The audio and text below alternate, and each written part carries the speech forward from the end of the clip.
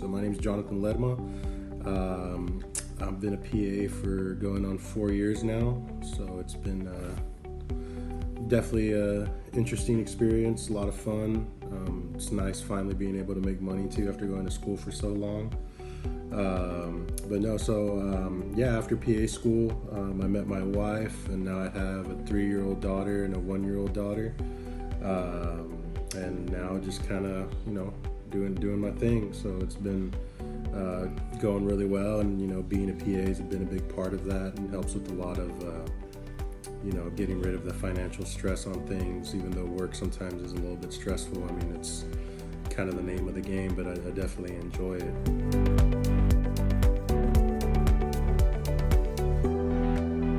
So as I got it right here, we're sinus relief specialists, but really we're generalized just ENTs.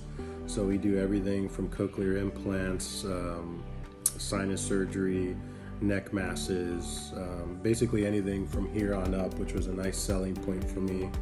The other thing that I really liked about ENT was that, most things that come in, we're able to treat them. And my typical day, what does it consist of?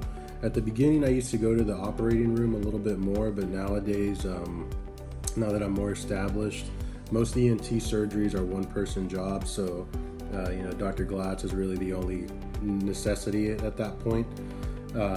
So I spend most of my time in the clinic. I run clinic pretty much every day, Monday through Friday, sometimes half-day Fridays. We'll throw in a half-day Saturday every now and again, but basically a typical day is just running clinic. We'll be doing procedures there in the office and things along that nature.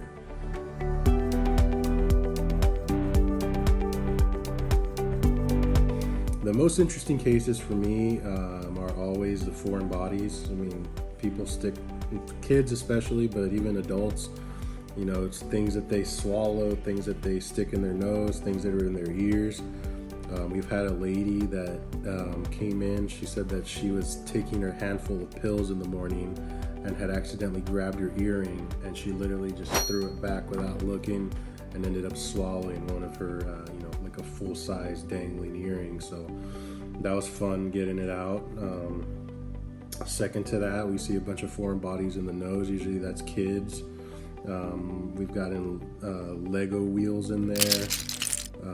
Pieces of foam, a piece of fajita about a month ago out of a 4-year-old kid's nose. So, and then lastly, the ears. I mean, people stick a bunch of stuff in their ears. We've seen everything from pieces of plastic, straws, pencil leads, nails, like the acrylic nails that fall off and actually get stuck in there, earphone buds, cockroaches, all kinds of stuff. So I think that foreign bodies in general are probably the most interesting cases that we usually see.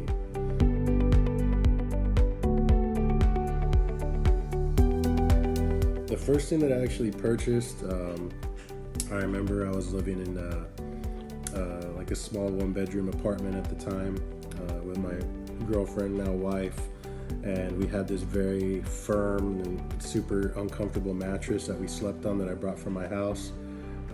So that was literally the first thing I bought. We went to the mattress store, spent almost $2,000 on a crazy good mattress, because at the end of the day, if you're sleeping good, everything else, is going to be just fine. So the mattress was actually the first thing that I bought.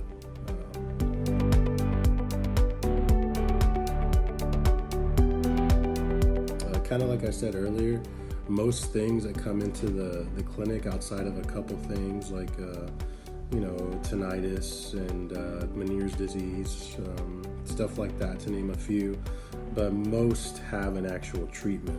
There's a surgery we could do, there's imaging we can order, prescriptions to write, something to figure out and actually get them to get all the way better, whether it's their breathing, difficulty swallowing, different things like that. We can actually handle most of those problems for them. So I think that's the most gratifying thing about my job, knowing that we actually have we're able to solve most of the diagnosis and issues that come in through the door.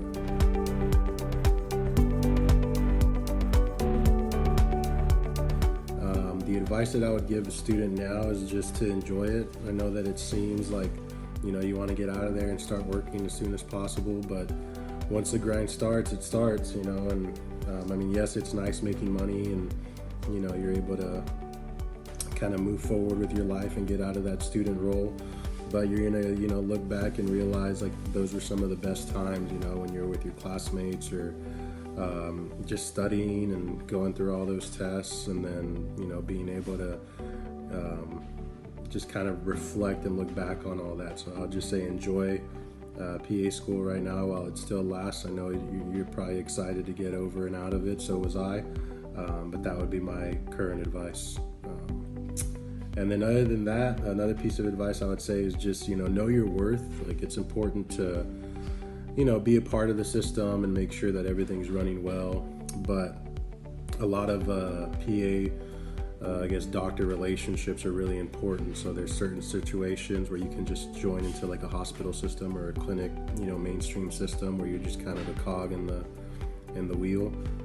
But there's other situations where if you find like a private practice or something like that, where you and your doctor really depend on each other and help each other grow, and that's where you kind of learn how to get mentored and feel like you actually matter. So I would really just say, make sure you study up on contracts and benefits and what a normal salary is, and expectations. That way you're not just blindsided and don't just walk in and ready to sign anything that they throw at you, because that's how you get taken advantage of. So but no, that's it. I just want to thank Professor Gonzalez, because at the end of the day, everything, she always helped out.